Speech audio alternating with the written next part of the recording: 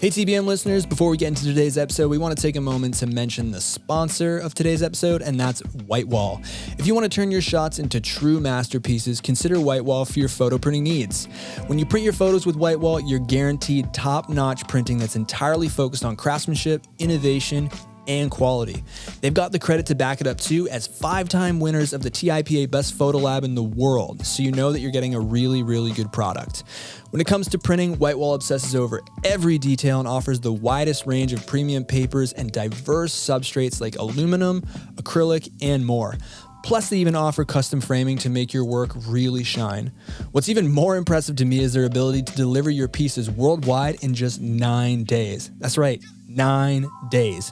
So if you want to have epic looking photo prints delivered fast, print with Whitewall.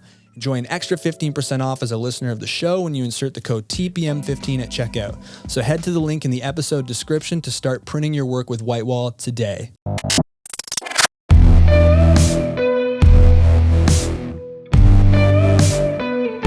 I'm in 2.7K, is that cool? Yep. All right, Seth.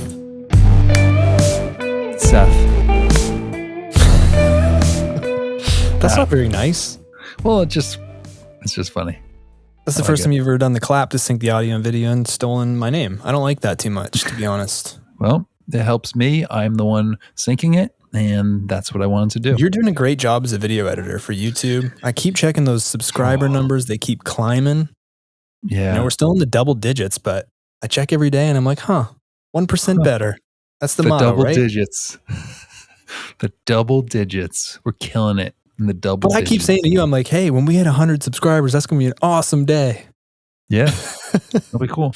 Hey, we just started. It's about the process. I like the process is we record, we put it out on YouTube, we learn little things, little tricks, little this, little that, see if we can make it better.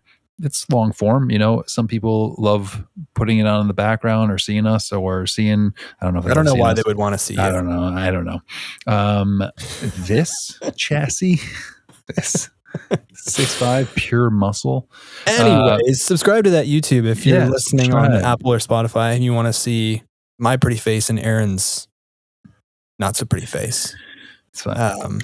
You can subscribe to us on YouTube for the uncut, raw versions of our podcast and help us maybe get to triple digits. That'd be awesome. Yeah. That would be awesome. Please, if you listen here, just subscribe. I'm not saying you have to go watch it all the time, but subscribe. It helps us out. Those little things help us out. They're a cost-free, effective way.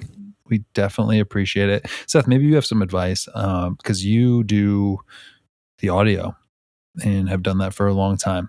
Mm-hmm. And as I'm like you have to watch ourselves. Like I have to watch you talk again. I have to watch myself talk again and hear and like listen to the whole thing. It can get a little like, okay, I'm all set with myself right now. Welcome to the Matrix, buddy. It's like I used to just show up and talk for an hour, and then it comes out on it used to come out on Friday, and I would listen and be like, oh, this is fresh and new. And now I'm like in it, and it's a different beast. It's a different beast hearing us. This is Aaron's undercut way of saying, of displaying gratitude for those some 100 episodes. At least that's the way I'm taking it. Yeah. There's a compliment in there somewhere. There's a compliment somewhere in there. But, you know, to the point of when we started the year off, YouTube was brand new. We were scrambling. And by no means are we like the best channel out there, but it was a new thing. It took a lot more effort, a lot more coordination. And I feel like you get to this point where the thing that was difficult is normalized and you plateau. And I bet you in a month or two, we're going to try and figure, okay, well, how can we make this better? And we'll climb that.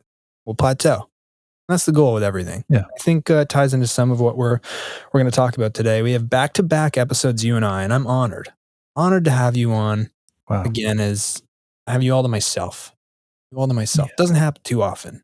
We got a full lineup of guests coming. So you know what? I'm speaking of gratitude. I'm going to cherish it. Yeah. Yeah. And now that I'm famous, pretty much. Yeah. What's going on with you? So I don't know if I can even talk without some sort of fee at this point. I'm just not sure. I have to talk to my agents, make sure this is okay, that I'm just freestyling here. You just keep doing yourself with your reels. I'm sure there's a bunch of people out there who don't like them. So who don't like them? Yeah. Yeah, there are. No, that's actually a fact. There are. That's what comes with, fame has a bad side to it. Now, So, listen, listen, I noticed we'll get into the episode today and we will introduce the show if this is your first time listening or you're relatively new.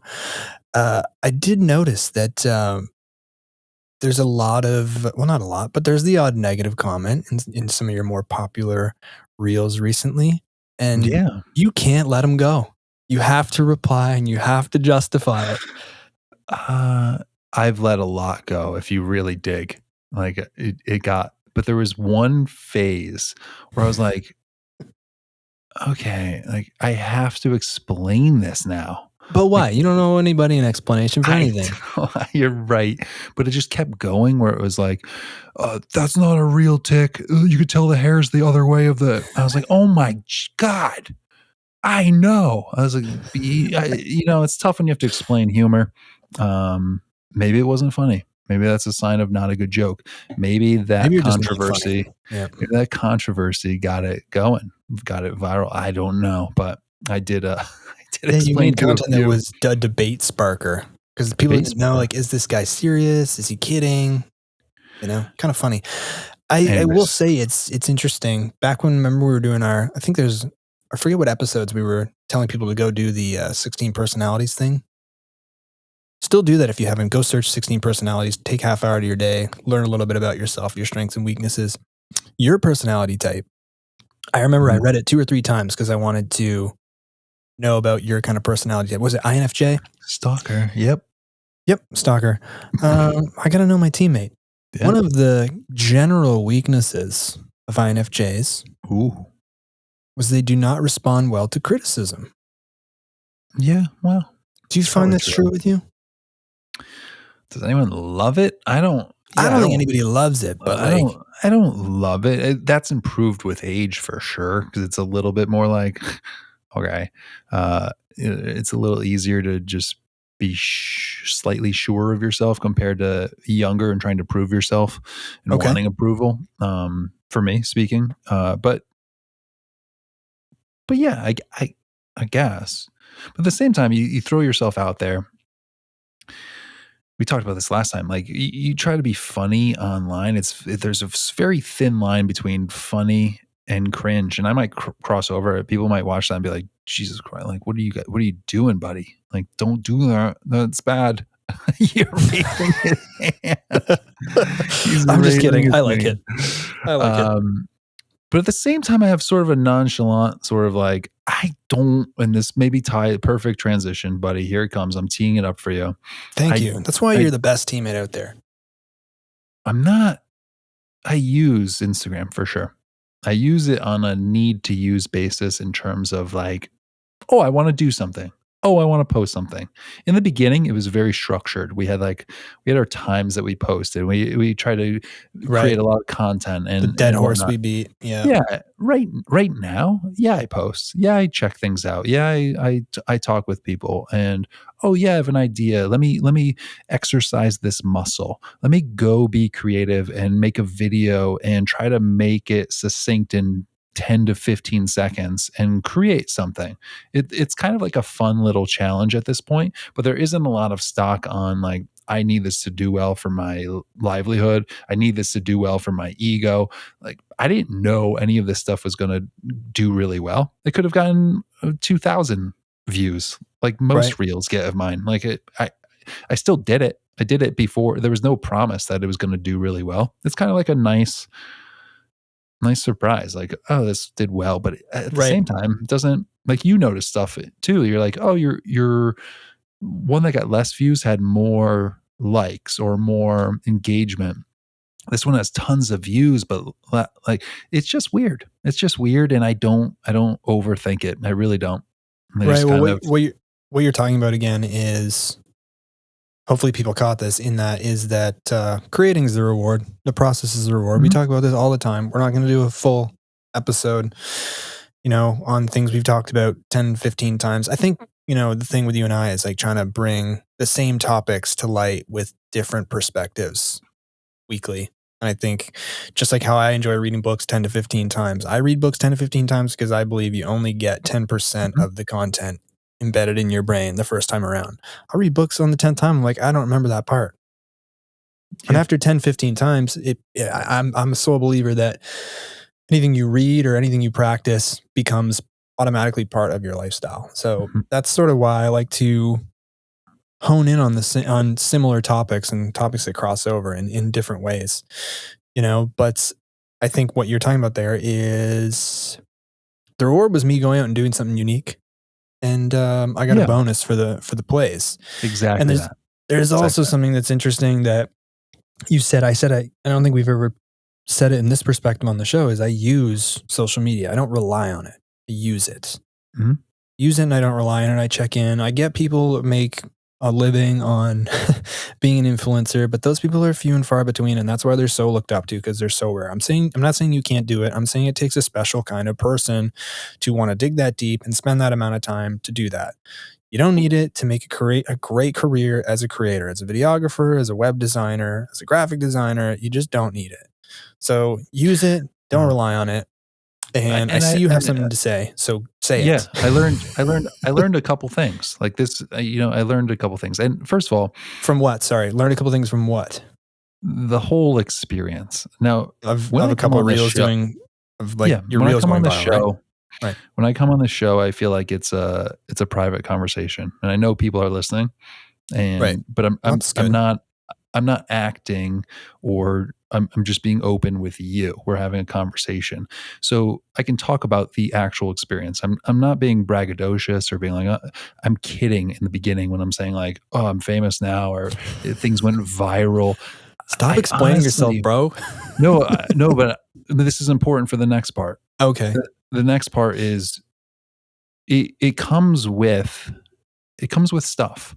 It comes with stuff. And a lot of people DM and go like, that's so incredible that happened. For all of that, that's fine. Like, that's great. But there is the onslaught of comments, the onslaught of misinterpretation, the onslaught of like, I'm gonna now poke fun of you. Like, it comes with a lot. It does come with a lot, versus like, I have a nice little private Instagram account where I post my photos and 200 of my fans like it, and now I can move on with my day. Like, there is a flow, and it happens over days and days and days and days, where it like changes the whole game in terms of how it all feels. And it feels vulnerable because, like I said, you put something out, you're like, oh, I have a funny idea. You put it out, you think, I hope this does well. But what's well? You just like hope it's received well. If it goes nutty, it turns into like this different thing that you weren't necessarily prepared for.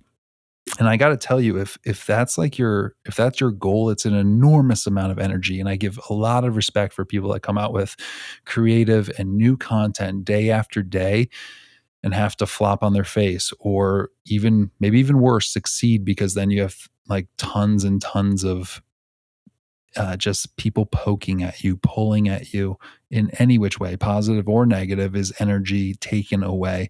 And the energy and the amount of time taken to that is more than any other post, because it's like, if I post a beautiful photo of an owl that I found, said and done for, I don't know, 12 hours, all set and done, wrap it up, nice little bow. No one's going to talk about it anymore. But this kind of thing goes on for a long time and hits you up for a long time. And it takes a lot more time to just sort of handle or get through. And it's all been like a weird sort of experience that I'm not 100% sure that I love. But good point. I learned from it. It is motivational, I won't lie. It's like, oh, okay, this kind of content hits. I got lots of ideas. Oh, you like this? I got lots of ideas. Like, it is motivational in that sense, which is good. It helps you create. So that's the good. The bad is maybe the mental capacity that success brings, and being in the spotlight, even if it's just temporary on one piece of content. Yeah, it's diversion, because it's like, Seth, I could be like, I can't podcast this week because now I'm chasing this dragon. Like I have to go make tons and tons of content for social media, for like Instagram Reels, right? Like that's where my focus is. I want to keep getting better and better and better and more and more and more and more and more, that dopamine rush that we're looking for, versus being able to just kind of like put it out there and still stay at your pattern, your process of like, you know what, I can create if I have some time and I want to do something. And I think there's a funny idea to kind of hit on, but I would see how it could be easy to flip into, oh, I need to do this. I need to film anytime I have a moment. I need to be writing. I need to have funny ideas, which is great if you're doing that, but it takes you away from other things, from reaching out to companies, from fixing your portfolio, your website, planning for the cabin shoot that's coming up. Like it diverts you. And that's a pro or con, depending on which way you're looking at it and where your priorities are. But I've just noticed the time suck from it. Yeah, there's a finite amount of time in a day, so it takes time from something. Maybe not even necessarily your business or reaching out to clients. Maybe you're doing all that and killing it on social media, but you have no family life, right? I mean, something's always got to give, or you have zero sleep, right? Yeah. There's always something, but you have really done a good job here of teeing up the rest of today's discussion, because I got 2 DMs, one personally and one to the Photographer Mindset Instagram page. By the way, go follow that. There's a lot of content on there that's phrased differently than this long form podcast. So I figured it'd be kind of cool to go through them and chat about them. There's 2 of them, and I'll begin. So I got this message. I have my phone in front of me. Hey buddy, hope you're doing well. First wanted to tell you that your work is amazing. Keep it up. I'm also an avid listener of the podcast. Thank you for listening. I have a question that revolves around some topics on the podcast. As a photographer of a, quote, older generation, I have younger friends that I shoot with and that I've met on Instagram. A couple of your episodes have sparked some pretty in-depth conversations between us. To me, that sounds like debates. When you guys talk about social media and the toll it can take on you as a person, the time it takes and the work it takes, my younger friends really identify with that. In fact, they go into great detail relating to it. Myself, I'll be completely honest, I don't understand it. I guess it being social media. I can't, quote, get it. When I ask or explain to them that I don't get it, they get extremely defensive and think that I'm judging them when I'm not. Hoping if you have time, we can open a dialogue and maybe you can help see this point of view. I want to be able to listen and relate in on your weekly conversations. Well, awesome. Thank you for writing. I'll do you one better. We'll do a segment on the show about it. I didn't ask this person for permission, so I'm not going to divulge their handle, but we'll get into this. And thank you for writing. If you guys have topics similar or that's on your mind, you want to hear us talk about it, by no means are we experts, but we like to share our opinion, right? So yeah, right off the bat, I don't trust one thing he said or she said, because they started off with like, your work is great. So they're clearly misinformed. I thought you were going to be really harsh. And you were to me, so thank you for that. Misinformed. Do you want me to begin? Do you want to begin? Do you have thoughts? I have thoughts as an older photographer. Well, what is older? Come on. What does that mean? To me, there's a delineation between when social media came out for you, anyone that's listening, at what age, right? So like, has Facebook been around since you've been a 5-year-old? And it's always been a thing. Instagram, Facebook, Twitter. As soon as you could have a phone, you had access to Snapchat and Instagram and TikTok. Is that the situation that you're in? Or so we're looking like 2008 era. Yeah. So were you born in 2000, 90, like around there? You probably know Instagram and social media just about your entire life. Versus, did it come into your life at some point where you had to grow up without it? Mm-hmm. And I think that's a lot of the difference. So that's kind of my age and a little bit older. Like, I mean, I started Instagram 4 years ago because I never had it and it never was a thing for me. And you're famous now. Now I'm famous. So look, everyone out there that's just plugging away, you just keep on doing it. And you bring up a good point. And what you've just said is, of course, if you grow up with advanced technology or anything, when you're that young, your brain is very plastic, right? It's like learning a language. Trying to learn a language when you're 50 or older, you're not going to pick it up as quickly as a 7-year-old. That's just neurobiology, right? Mm-hmm. But I don't like the idea of boxing generations in the sense of, I'm older, that means it's probably like not for me. I understand not getting it. I'm not saying you should get it, as was the words in the message. Mm-hmm. And I understand some things come harder, but it doesn't mean it's not useful. It doesn't mean that it doesn't serve you in some way. It also doesn't mean it's even necessary at all in what you're trying to do. Mm-hmm. I think it's just we need to be careful of not labeling. You've mentioned that before. I'm of this generation. I don't get it as much as the younger generation.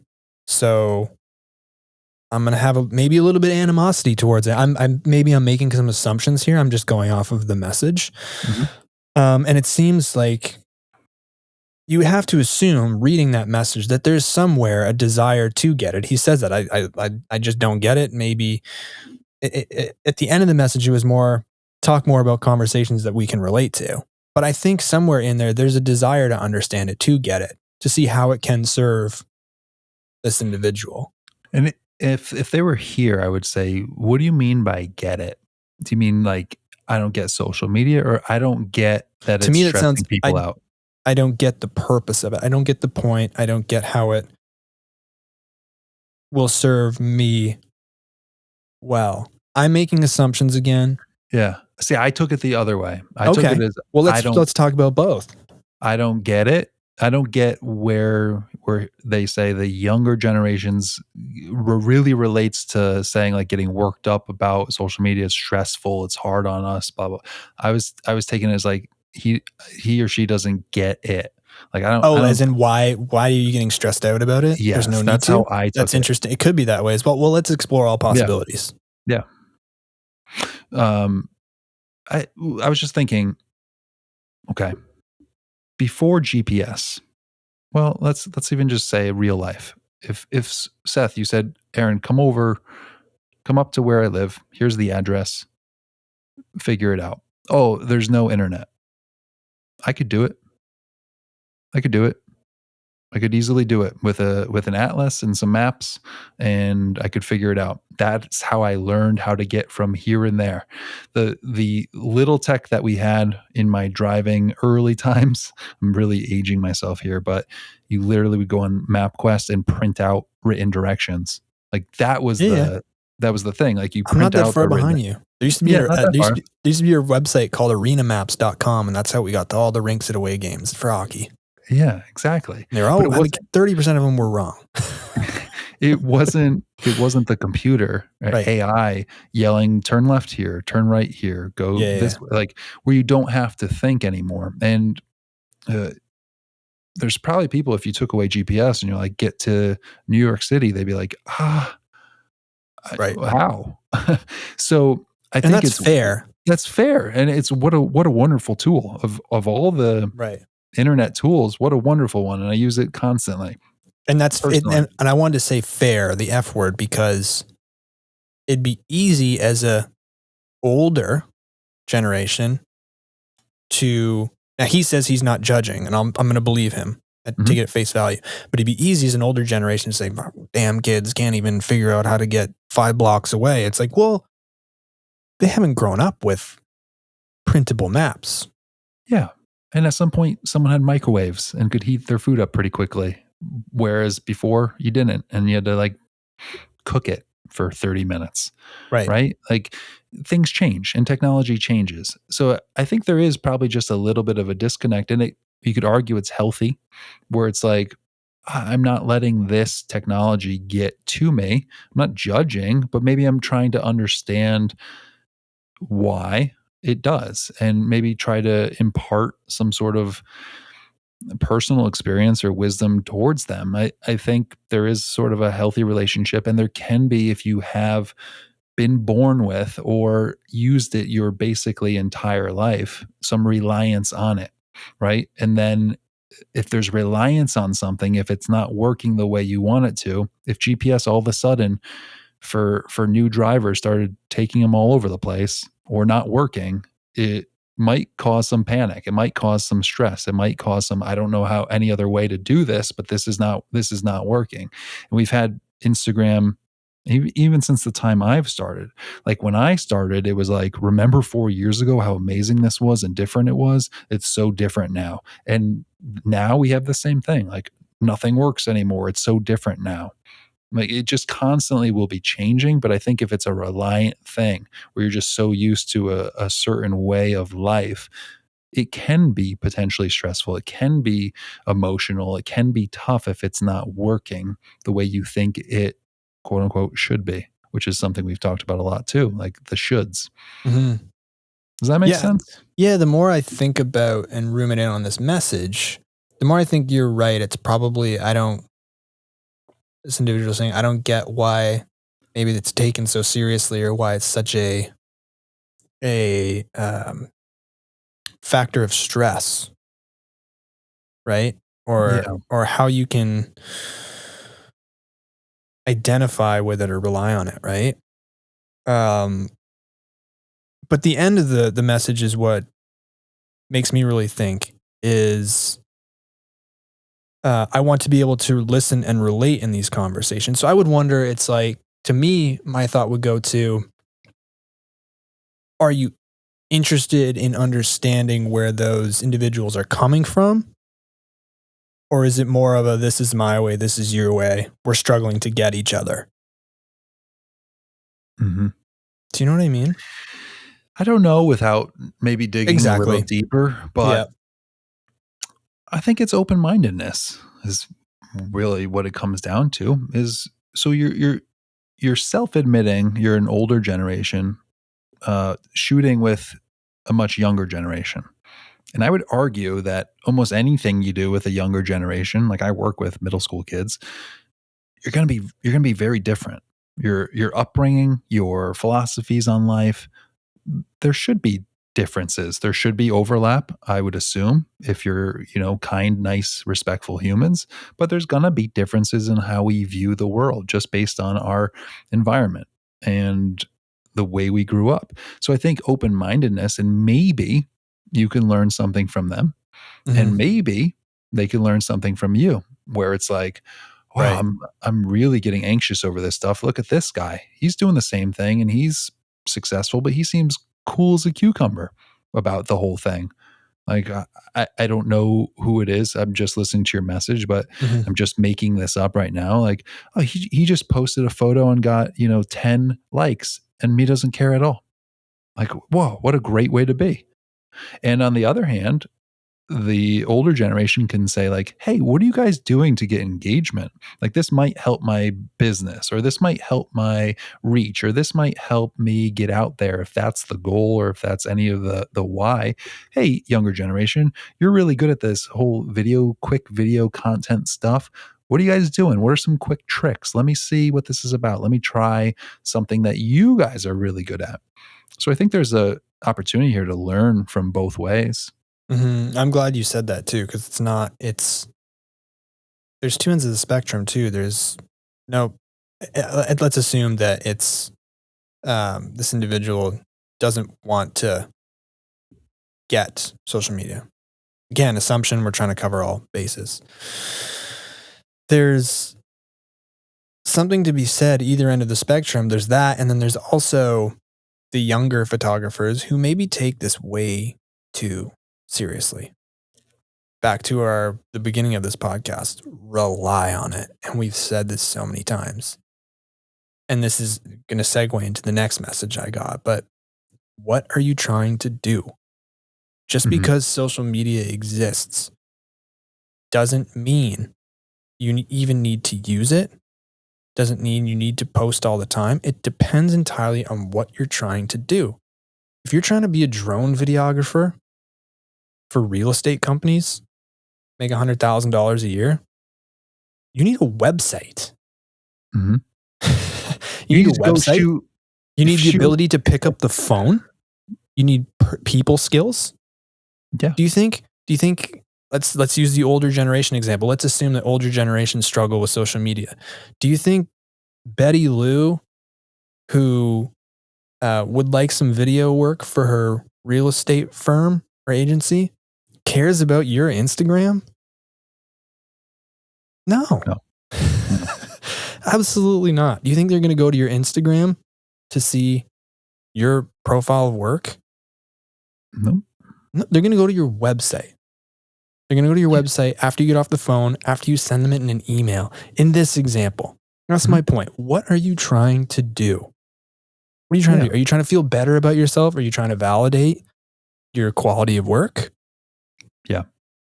Maybe. And there's nothing wrong with that. But let's be honest with ourselves. Let's be honest with what we're trying to do. And let's see if social media makes sense as a tool in our strategy.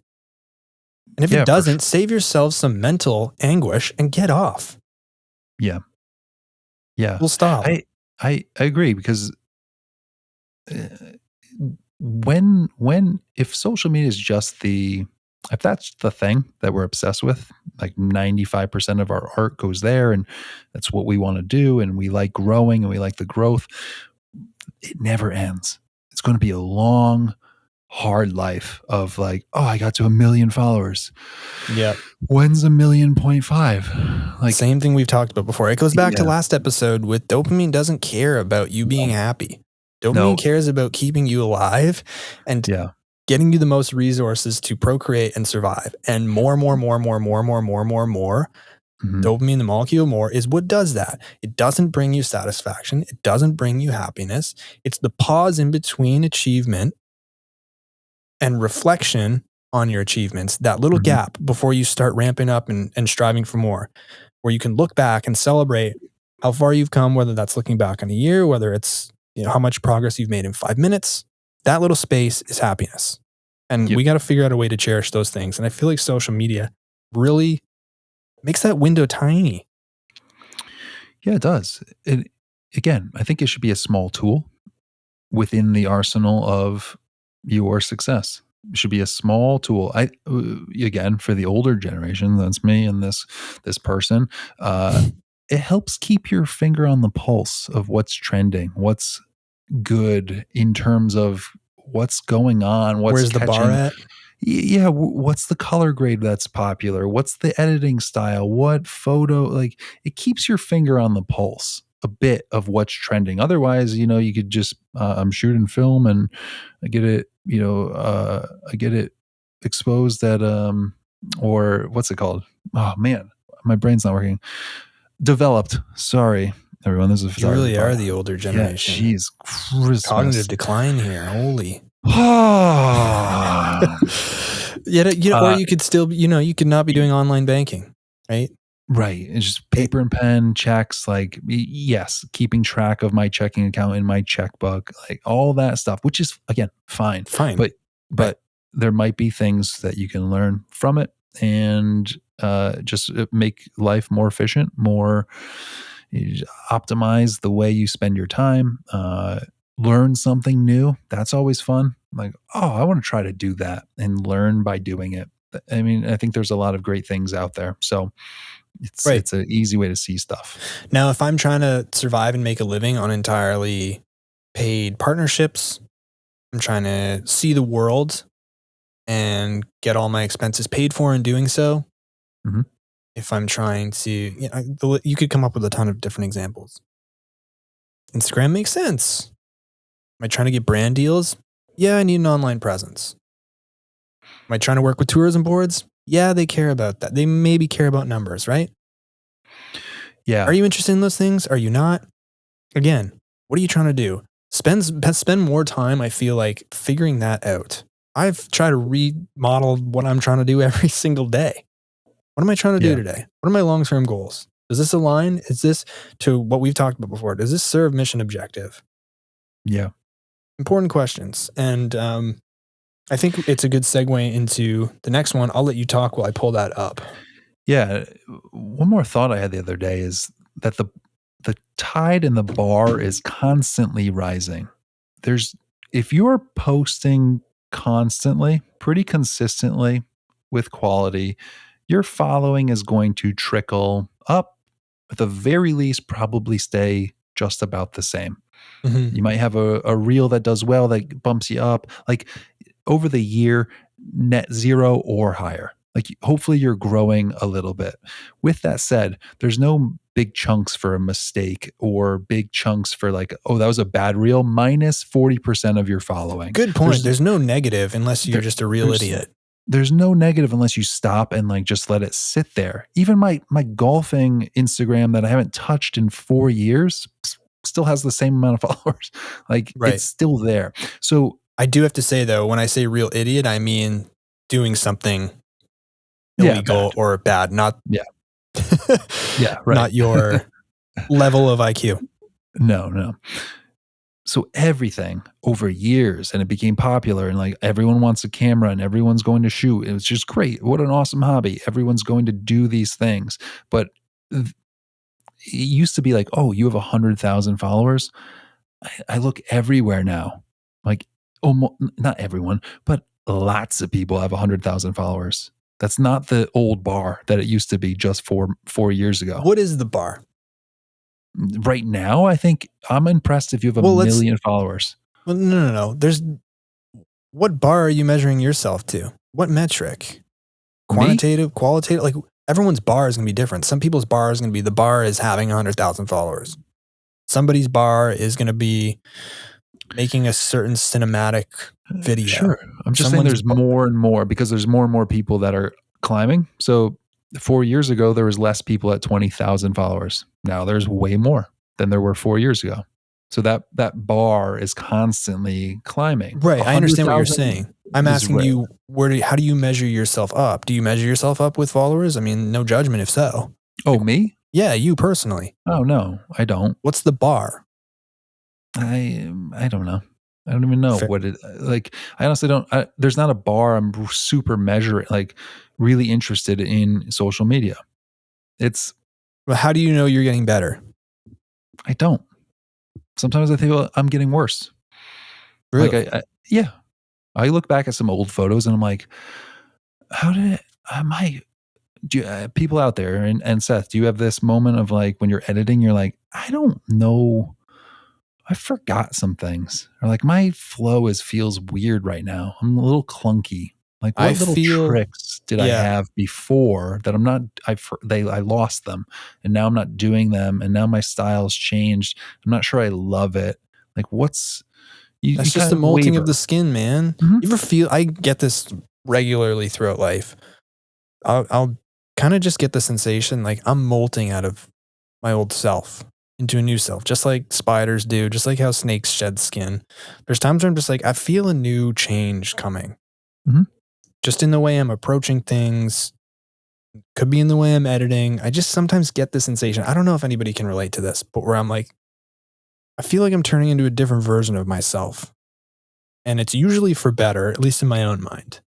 And that could be, I'm turning into a better person in how I network, or it's usually those kinds of things. With editing, I think I've alluded to this in previous podcasts. I feel like I'm on autopilot.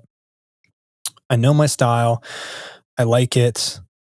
I feel like I know what tools to push and pull to give off the emotion. I feel like I know what the photo needs before I move any sliders.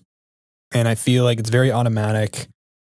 And I'm not saying that I can't improve. Can always improve at a skill set, but I feel very good where I'm at with editing photos, and I feel it's routine. I'm on autopilot, and that's why I'm so interested in video. I want to do more video work because it's hard, and I don't get it as well as I get photography, and I'm a novice, and that's exciting to me. I am somebody, maybe people can relate to this. I love learning. I love learning so much. It's my favorite thing to do. I would read all day if I could make a living. You know? That's how I feel with photos. And that also comes with the downside of not having that enthusiasm to blast it out to the world. You know, when you've made an awesome edit and you're like, this is so good. People are going to go nuts. It's going to be so well received and it's going to validate what I'm feeling right now. I mean, sometimes it completely flops, oftentimes more than others, but sometimes it's well received by the online community. And you're like, yes, I'm really good. And there's that enthusiasm to just keep cranking them out. I'm losing that with photos. Yeah. I feel very much like I'm going through the motions and need to find a way to get that charge back. I mean, it didn't help that photos were not rewarded for the better part of the last year or two. Yep. Right? If we're being honest. Still not. You know how many photos I have on my hard drive and in my Lightroom catalog that are so awesome and I think they're awesome? I'm just like, I'm happy that they look the way they do. You have them. And nobody's seen them other than Haley. Yeah. And a lot of those, I'm okay with that for a lot of those photos. Yeah. They're not going anywhere. Mm-hmm. They can serve a purpose. They can go on my website as a print. They can find the social media light of day at some point. They're timeless, right? Yeah. I don't feel the rush, and maybe I should. And I feel like that enthusiasm when you're really excited about a photo edit helps that rush, that spark, right? But today, so for example, I've been in Final Cut for maybe 6 hours today, and it felt like 20 minutes. Yeah. Because I'm working on a drone demo reel because I want to get some more drone work, commercial drone work. And I know myself at this point. When 6 hours feels like 20 minutes, you're having fun. You're enjoying it. Yeah. And so I'm going to chase that dragon. I'm going to chase the dragon of, flow state. If I'm in a flow state, I'm in the right spot. Yeah. Video's so engaging. Even just watching it over and adding sound, like every layer to it just elevates it. Oh, color grade. Holy cow, that looks good. Yeah. And then you say, I made that. That's my first thought is, I made that. I'm proud of myself. I'm proud of myself for what I made. Oh, cool transition. That elevates it. Oh, that sound effect. Holy cow. Right. But for me, it's fun. For me, this is going to look great on Instagram. Doesn't enter my mind. At least it hasn't recently. Will I share stuff? Yes. Have I shared videos and reels that I'm proud of? Yes. But the real, kicker for me is when I'm in there working and I'm seeing it all come together and reliving the moment. And I was there and I filmed that and I did that and I've made this product. Yeah. It's the way to be unique again. I'm not saying photography isn't, but I need that rush again. It's very fun. It's very encompassing. I think that's the word I keep going to. But all right, should I get into this message? Let's get into it. I love your hair today, though, too. I think it's very coiffed. Ooh, that was nice. I'm hoping to keep it for a long time. I don't have any grays yet, really, either. It's because you keep me so level-headed. You're so young. It's the cold plunging. The cells are rejuvenated. There's people who are like, yeah, cold plungers. And there's other people who are listening who are like, oh, God, enough. Here we go. Enough. I post them every once in a while. Because are you really cold plunging if you're not telling the world? No, you're not. People, listen, okay, a little sidebar. All right, we'll get into this. A little sidebar. People love saying, like, you're just hanging around the office and they're like, oh, my legs killed today. I did legs yesterday. Like 40 minutes of people love saying that they did hard things. People love talking about their exercise and like how far they ran, how much they lifted. It's like and I feel like it's universal. Like everyone likes to just sort of drop in. I ran 16 miles today. No big deal though. What are we doing for dinner? Like they just like, and I love it. I love that people are like so proud of the hard things or the effort that they're making and want to share it. It annoys some people. It really annoys some people because it's like, I didn't ask. I don't care. No, I like it. I agree with you because for me, I believe like attracts like. People hang around people who think the same way. act the same way. And sometimes that's counterproductive because you can be in the echo chamber and not really be exposed to other things. But I feed on that energy. I feed on people who are getting after it, who are doing something. Yep. I'm a fan. I smile. You know? You're like, I know what you're doing.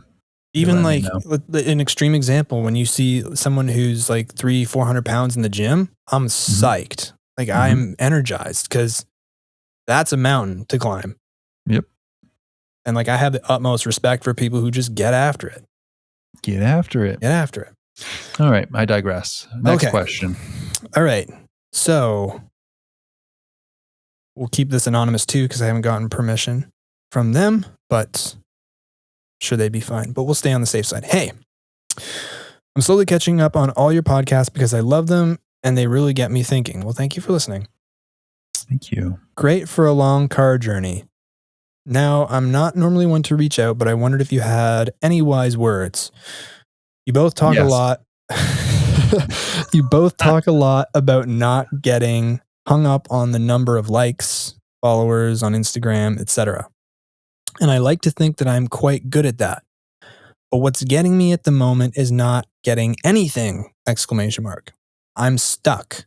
I don't know if it's the photo, my grid, the algorithm, not using the right hashtags, and so on.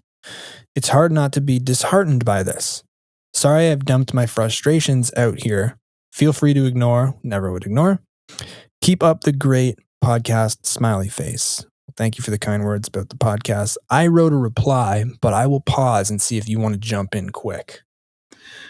I do. So we're disheartened by just the state of maybe Instagram.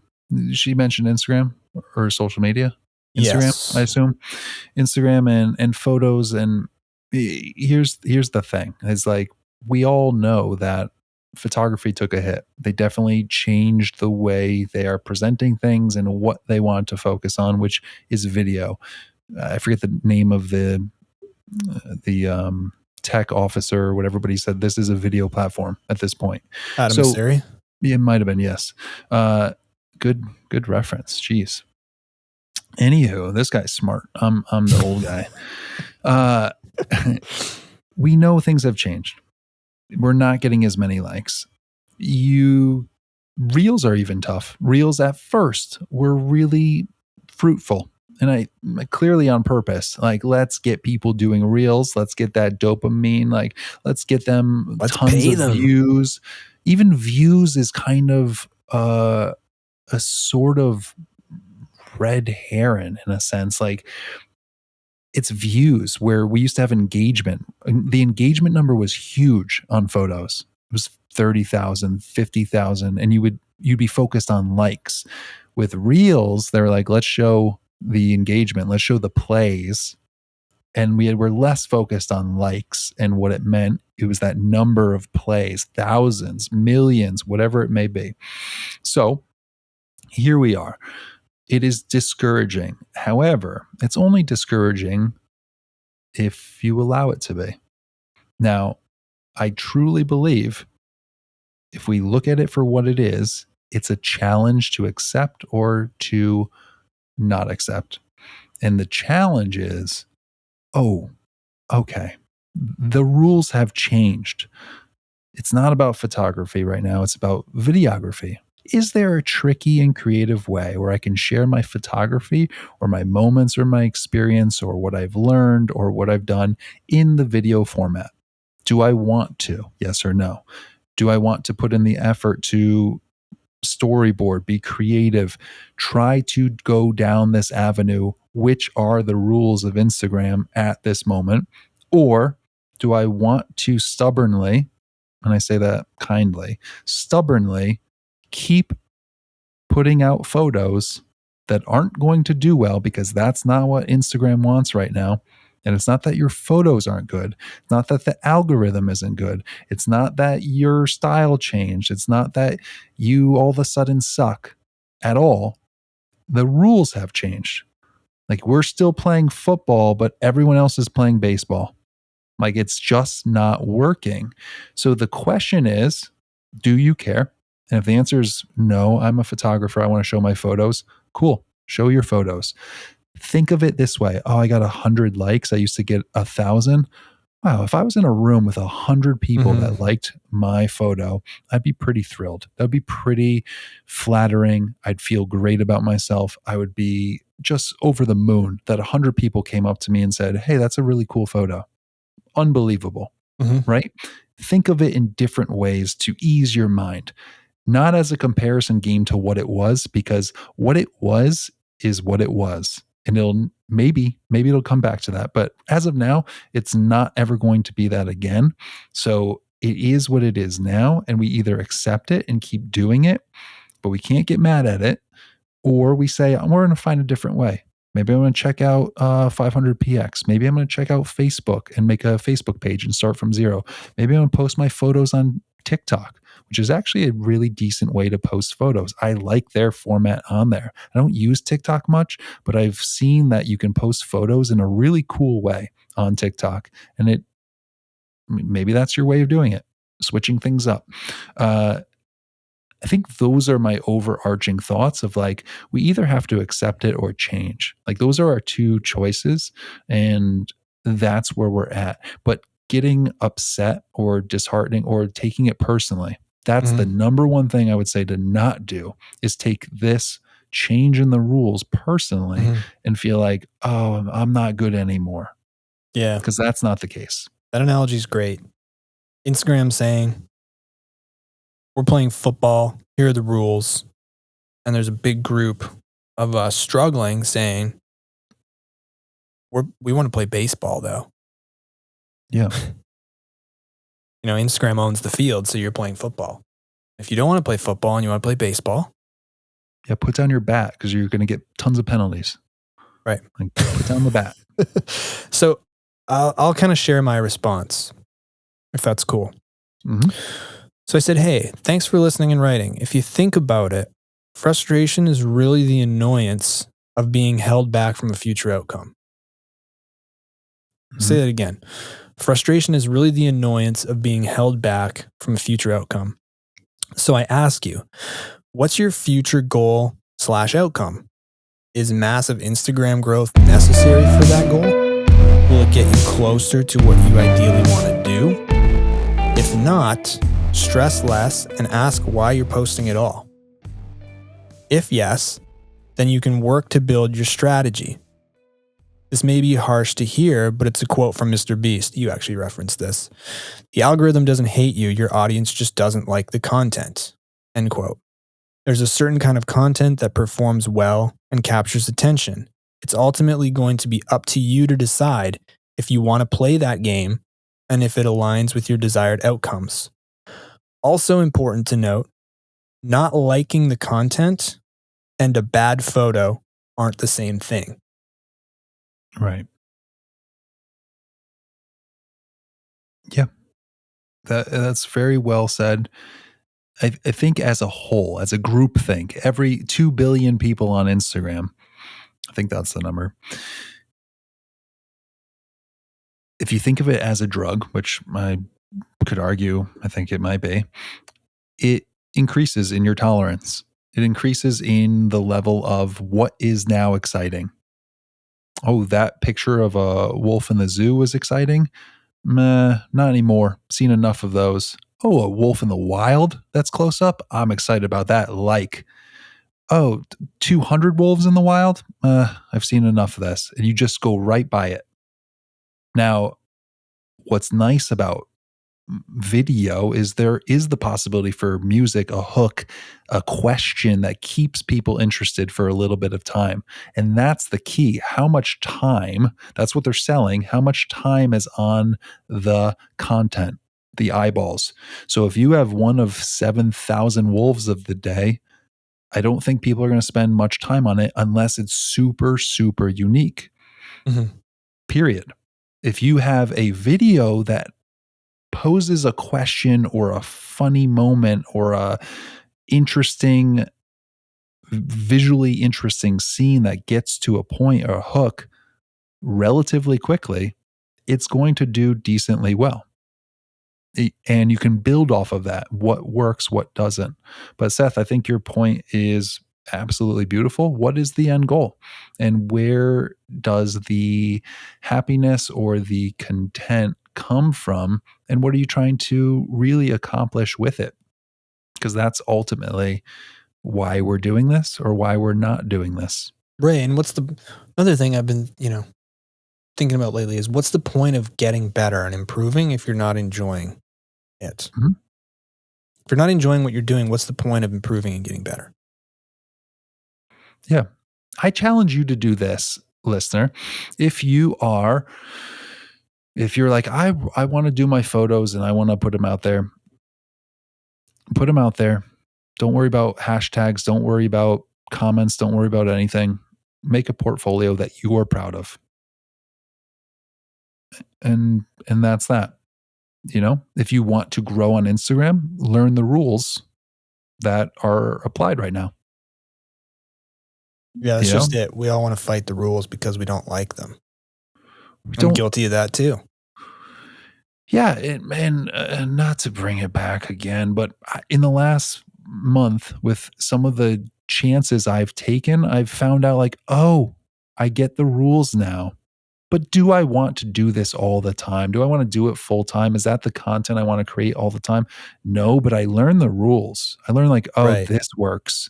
This is the concept, but you don't want to be you don't want to be, oh, I'm just comedy wildlife guy. Now you're in a box and now you can't express yourself artistically. No, But- I never will be. The loophole that I found that lets me sleep at night is like, hey, I'm sharing wildlife photography in every one of those reels. You are. Credit to you. And the comments that I love are, that's a sick photo though. Hey, really funny, but sick photo. Done. Mission accomplished. Mm-hmm. Like that's great. Cool. And again, I'm not doing this all the time. It's a lot of work. It's not necessarily what I want to do. Seth and I have a million things we need to do, and that's low on the list. But if I have some time and I want to burn off some steam, cool. I think I just said like, oh, I'm going to play by a different set of rules and see what happens. Yeah. I mean, rule number 1 is whatever is going to capture somebody's attention in the first 2 seconds and can get them to continue watching is what's going to perform. Doesn't matter if it's shot on an iPhone or if it's shot on the new Sony A9, right? It doesn't matter. So do you want to play the attention game? Mm-hmm. Is that who you are as an artist? Is it going to go against, are you going to be upset internally, even if you are seeing success quantitatively? Yeah. Yeah. There was a reply. Should I read that? Yeah. Thanks. That has helped. What is my goal / outcome is the $1 million question that I can't seem to answer yet. And I thought you were going to say 1 million followers. I'm aiming high. So many of us are in limbo, and I think it's okay to not know what your goal or outcome is. I think it's important to think about it and kind of have, here's my goal for the week, here's my goal for the year, here's my goal for a happy life type thing. And I think it's important to always be tweaking and optimizing and changing things and allowing it to be fluid, right? But I think a rough idea is good. So it's worth sitting and pondering over. I would love to go somewhere with my photography. Again, vague, right? But I think at the moment, I just want feedback on my work, know where I need to improve and what I'm doing well, etc. Doesn't seem like Instagram, but Instagram really isn't the place for that. While that quote was hard for me to hear, I'm glad you backed it up with the fact that content not being good is not the same as a bad photo. I may not ever be everyone's cup of tea. Well, there's no way every single person will like your photos, whether you have 100 followers or 1 million. But I do like to stay true to myself and not just blindly follow what others are doing. And that's a great virtue to have. Not blindly following what others are doing. Again, to the Instagram's playing football and are we playing baseball? Others that are doing well are playing by the rules. They're all copying each other in terms of, the formulas and principles and stuff like that. And more people are cut out for that than others. Like some people are cut out for it and some aren't. Right? Yep.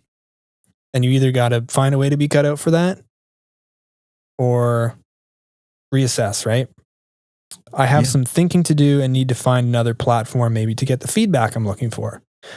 And you mentioned 500px. I know, full disclaimer, like we're associated with them. I'm an ambassador for them, but I will tell you, I get some of the most genuine feedback when I post my photos on that app.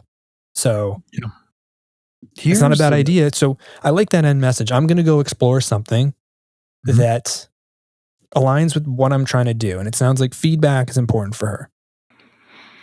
So I would say, don't be afraid to ask for feedback. Feedback is wonderful, but it takes time and it takes effort from people to actually really look at your photos and say, hey, this is what I would do here. Someone recently gave me they were like, hey, do you have, first of all, I loved how they phrased the question. Do you have space for this right now? I know you're so busy. Automatically, I'm making space for that opening question or opening remark.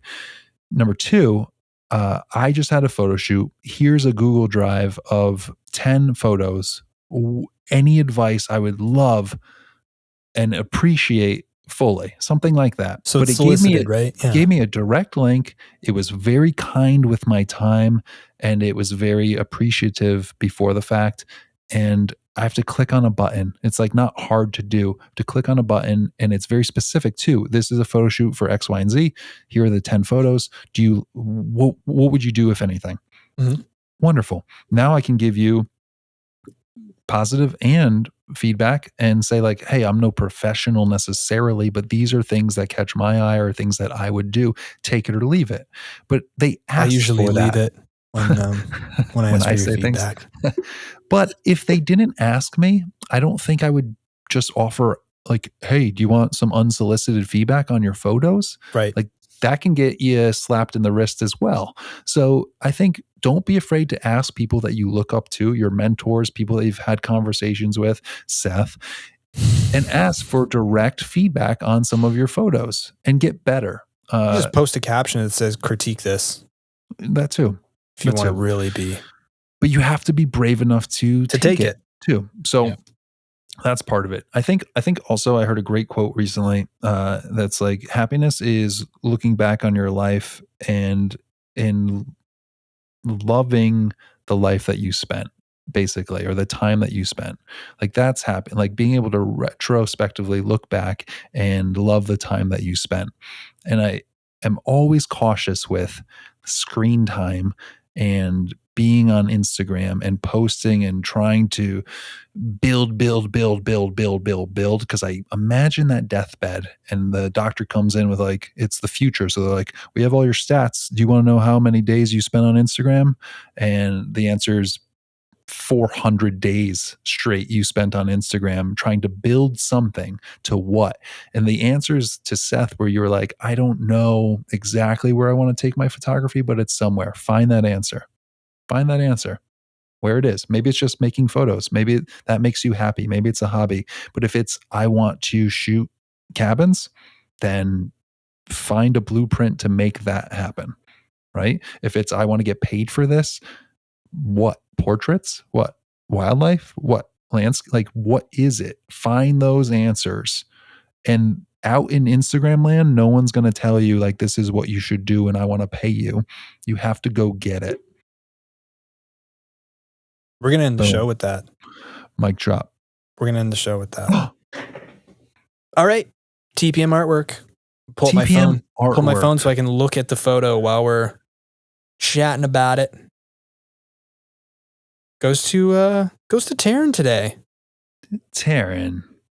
Right? TMCC_photography. That's TMCC_photography. Yeah, I'll put a photo of it up on the YouTube as well. Beautiful landscape of Spirit Island. Of course, that's a special place for us. We had our second. That was an awesome experience. We had our second annual TPM retreat in Canada, in Alberta. That was a really fun time. Beautiful place. Awesome cruise to get there.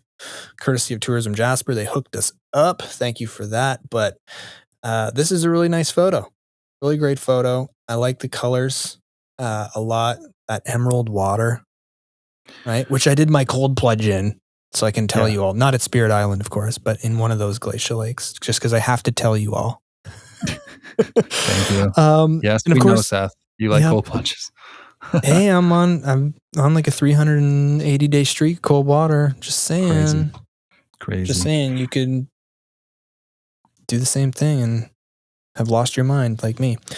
Of course, we're talking about TPM artwork. You can hashtag TPM artwork on your Instagram photos after we've just maybe bashed Instagram. I don't even know if we bashed it today. No, but it just is what it is. It is what it is. But if you're going to post on Instagram, you might as well use the hashtag TPM artwork because we will feature your photo on the episode artwork on Spotify and Apple Podcasts.